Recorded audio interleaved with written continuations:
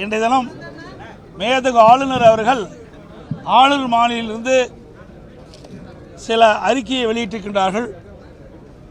அதில் மாநிலத்தில் 12 லட்சம் கோடி புரிந்துணர்வு ஒப்பந்தம் போடப்பட்டதாகவும் அது அந்த புரிந்துணர்வு ஒப்பந்தங்கள் ஆவணமாகத்தான் இருக்குது ஒழிய ஒரு சில புரிந்துணர்வு ஒப்பந்தங்கள் தான் நிறைவேற்றப்பட்டிருக்குது, பெரும்பாலான புரிந்துணர்வு ஒப்பந்தங்கள் இன்னும் வரவில்லை.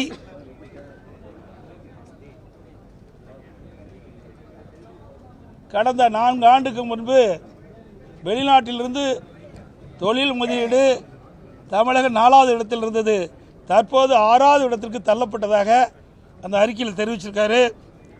பெண்கள் பாதுகாப்பு தொடர்பாக அறிக்கை வெளியிட்டிருக்காரு.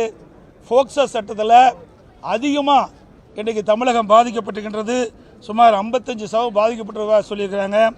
பெண்களுடைய பாலியல் தொல்லை 33% பாதிக்கப்பட்டதாக அந்த அறிக்கையில் சுட்டிக்காட்டப்பட்டது. போதைப்பொருள் பரவல் மற்றும் பள்ளி மாணவர்கள் உட்பட்ட இணையர்களிடையே அதிக அளவு இந்த போதைப்பொருளுக்கு அடிமையாகி சுமார் 2000 பேர் இதனால் பாதிக்கப்பட்டு தற்கொலை செய்து கொண்டப்பட்டதாக இந்த அறிக்கையில் தெரிவிச்சிருக்கிறாங்க. பட்டியலின மக்களுக்கு எதிரான வன்கொடுமைகளும் தலித் பெண்கள் மீதான பாலியல் வன்கொடுமைகளும் அதிகரித்துள்ளது. இதை இந்த அரசு சுட்டிக்காட்டவில்லை என்பதையும் சுட்டிக்காட்டியிருக்கிறாரு. மாநிலத்தில் ஒரே ஆண்டில் 20,000 பேர் தற்கொலைக்கு ஆளாகியிருக்காங்க. இது நாள் ஒன்றுக்கு 65 பேர் என்று கணக்கிட்டிருக்கிறாங்க. இந்தியாவிலேயே தற்கொலை அதிகமாக நடந்த மாநிலம் தமிழ்நாடு. அதனால் தமிழ்நாட்டை இந்தியாவின் தற்கொலை தலைநகர் என அழைக்கப்படுகின்ற அளவிற்கு தமிழகத்தில் தற்கொலை அதிகரித்திருக்கின்ற சுட்டிக்காட்டியிருக்கிறாங்க. கல்வி தரத்தை பற்றி இங்கே சொல்லியிருக்கின்றார்கள். இன்றைக்கு 50க்கும் மேற்பட்ட பேராசிரியர்கள் பணியிடம் காலியாக இருப்பது சொல்லியிருக்கிறாங்க. அது மட்டும் நான் ஏற்கனவே அடிக்கடி சொல்லிட்டு இருக்கிறேன், 96 அரசு கலைமற்ற அறிவிக்கல்லூரியில் முதல்வரே இல்லை. அதோட அரசு உதவி பெறுகின்ற கல்லூரி பள்ளிகளுக்கு அந்த அரசு அந்த பணியிடங்களை நிரப்புவதற்கு, காலி பள்ளிகளை நிரப்புவதற்கு இந்த அரசு அனுமதியை தரல. அதனால் கல்வியுடைய தரம் குறைஞ்சிருக்குது, கற்பவருடைய எண்ணிக்கையும் குறைஞ்சிருக்குது. இன்றைக்கி பார்த்தீங்கன்னா அதிமுக ஆட்சியில் உயர்கல்வி படிப்பதன் எண்ணிக்கை 152 பேர் இருந்தது.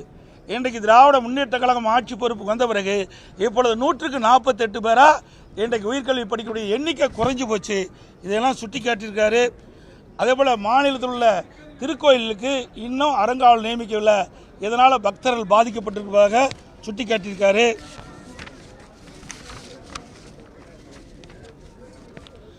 இன்றைக்கு சிறு குறு நடுத்தர தொழில் அதில் தான் MSMEயில் தான் அதிகமான பேருக்கு வேலைவாய்ப்பு கிடைக்கும். அதில் இந்தியா முழுவதும் 5.5 லட்சம் கோடி இன்றைக்கு MSME இருக்குது. தமிழகத்தில் 40 லட்சம் தான் MSME இருப்பதாகவும் இதனால் தொழில் குறைந்திருக்குது, வேலைவாய்ப்பு குறைந்திருப்பதாகவும் சுட்டி காட்டியிருக்கிறாங்க. இன்றைக்கு நமக்கு வர வேண்டிய தொழிற்சாலைகள்லாம் அண்டை மாநிலத்தில் சென்று கொண்டிருக்கின்றது. இந்த ஆட்சியினுடைய அலட்சியத்தினாலுமே சுட்டி காட்டியிருக்கிறார். பல்வேறு துறையில் பணியாற்றுகின்ற அரசு ஊழியர்கள்லாம் இன்றைக்கு பல போராட்டங்கள் நடத்தி மன உளைச்சல் இருப்பதாகவும் அவர்களுக்கு தேவையான உதவிகளை இந்த அரசு கோரிக்கைகளை நிறைவேற்றவில்லை என்பதை சுட்டி காட்டியிருக்கிறாங்க. அது மட்டும் இல்லை, நாங்கள் வெளிநடப்பு செஞ்சுருக்கிறோம். இன்றைக்கி அனைத்து இந்திய அண்ணா திராவிட முன்னேற்ற கழக ஆட்சியில் சட்டம் ஒழுங்கு பேணி காக்கப்பட்டது, சட்டத்தின் ஆட்சி நடைபெற்றது. கடந்த 4.5 ஆண்டு திராவிட முன்னேற்ற கழக ஆட்சியில் சட்ட ஒழுங்கு அடியோடு சீர்கட்டு விட்டது. இன்றைக்கு எங்கே பார்த்தாலும் கொலை, கொள்ளை, திருட்டு, வழிப்பறிவு, பாலியல் கொடுமை நடக்காத நாளே இல்லை. அன்றாட செய்தி இந்த செய்தி தான் வெளியிட்டிருக்குது. எல்லா தொலைக்காட்சியிலையும் பத்திரிகையிலையும் பார்த்தீங்கன்னா இந்த கொலை நிலவரத்தை பற்றி தான் இன்றைக்கு தெரிவிக்கப்பட்டிருக்கிறது. அந்த அளவுக்கு ஒரு மோசமான சூழ்நிலை தமிழகத்தில் ஏற்பட்டிருக்கிறது. இன்றைக்கு தமிழ்நாடு போதைப்பொருள் நிறைந்த மாநிலமாக உருவாகிவிட்டது. இந்த போதைப்பொருளை தடுக்க வேண்டும் என்று பலமுறை இந்த அரசை வலியுறுத்தியும் இந்த அரசு செவிசாய்க்காமல் இதற்கு உரிய நடவடிக்கை எடுக்காத காரணத்தினால இன்றைய தினம் தமிழகத்தில் மாணவர்கள், இளைஞர்கள், பொதுமக்கள் போதைக்கு அடிமையாகி கடும் குற்றச்செயலில் ஈடுபடுகின்ற சூழ்நிலை ஏற்பட்டிருக்குது. இப்படிப்பட்ட மோசமான ஆட்சி அகற்றப்பட வேண்டும். இந்த ஆட்சி ஸ்டாலின் தலைமையில் இருக்கிற ஆட்சி ராஜினாமா செய்ய வேண்டும் என்று வலியுறுத்தி நாங்கள் வெளியெடுப்பு செஞ்சிருக்கோம்.